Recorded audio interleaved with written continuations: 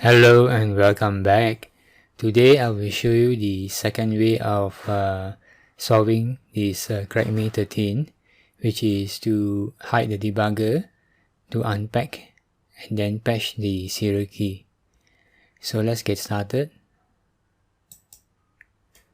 So we will open the crack me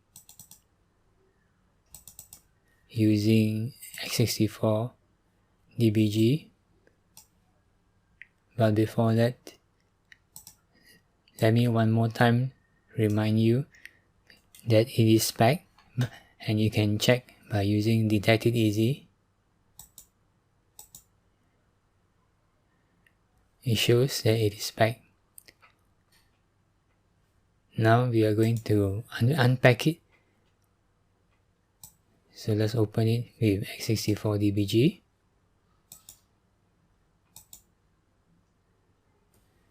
And then now at this address we are at the entry point, and it is about to push the registers to the stack. And the important one we are interested in is the memory address in EBP. So we'll press F8 and see what happens. Now notice all the registers have been pushed to the stack, and one of it is your EBP address 19FF80,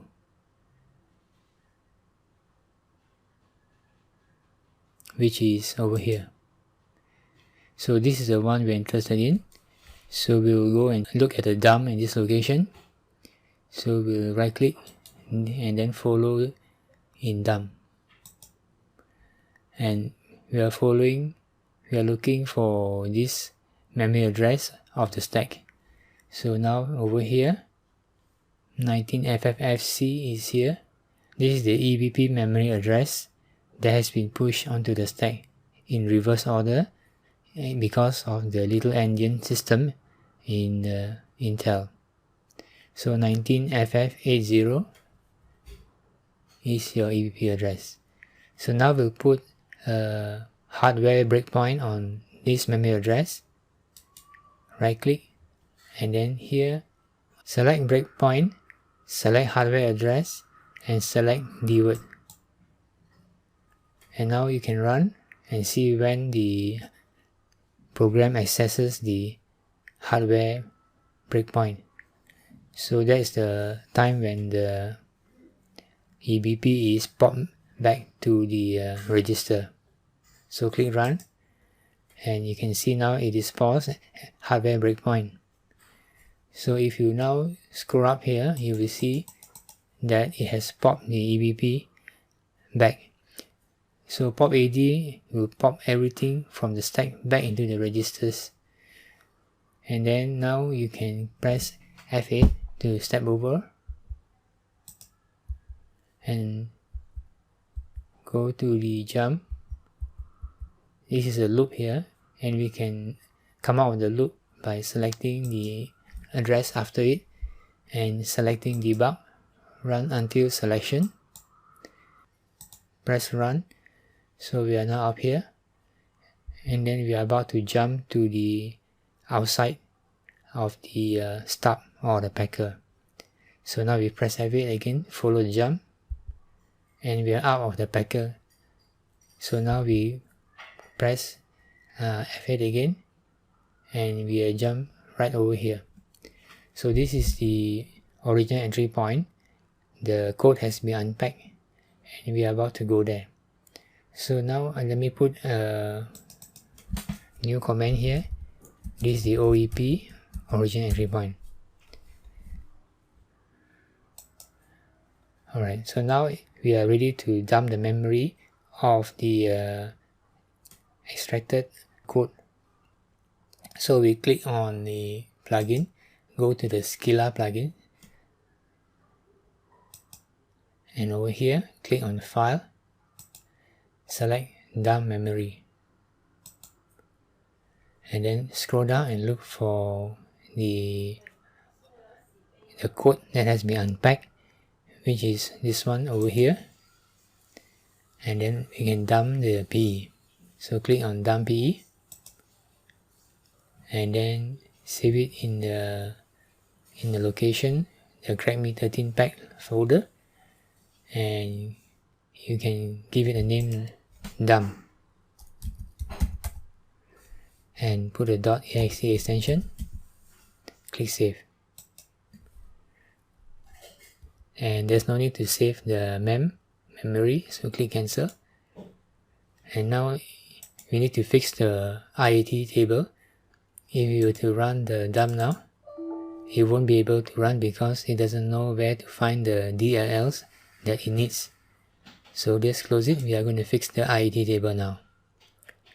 Go back to Scylla, and over here click on IAT auto search, and it asks you, say no, and you found the IAT table, the start and the of the IAT table. Click OK, and now click on this get imports to get all the addresses for the DLLs. We can fix the dump, so click on fix dump and select the dump. Click open, and you can see the status import rebuild success, and it has created a new file, dump.scy. So now we can test our dump.scy to see if it runs. Just double click and it is running. Okay, so now that you have successfully unpacked it, let's confirm that it is really unpacked. So we'll close, minimize our x64 and check this file with DIE. And DIE confirmed that there is no more packer. So now we can go ahead and patch it.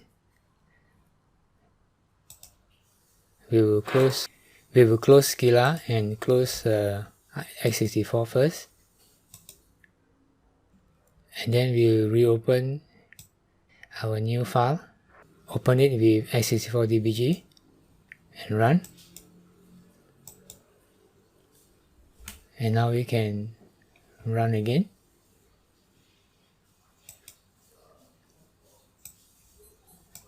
And over here you can enter any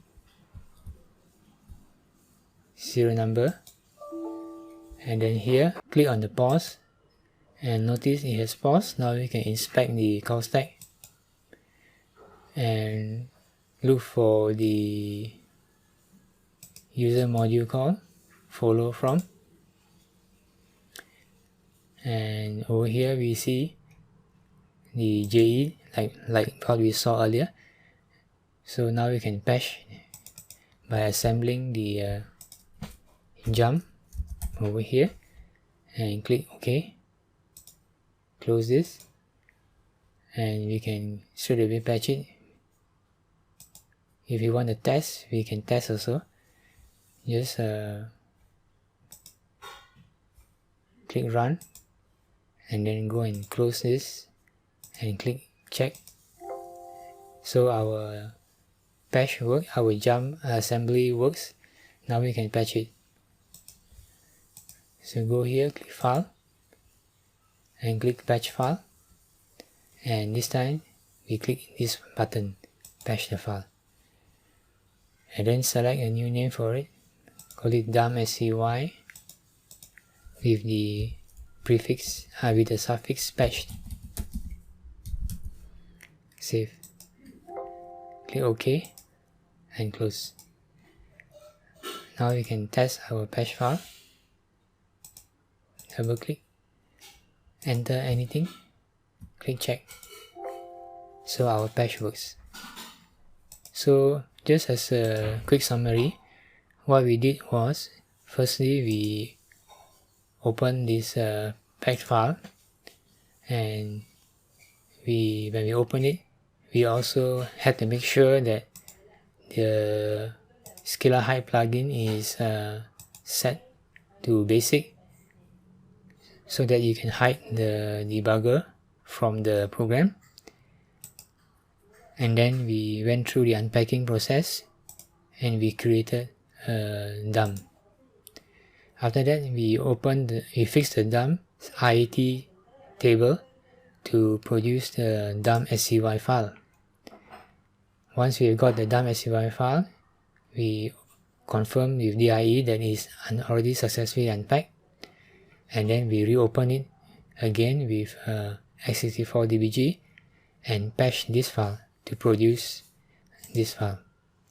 So this is how we can use ScyllaHide to hide the debugger and produce a patch file. So that's all for this lesson. Thank you for watching. See you in the next one.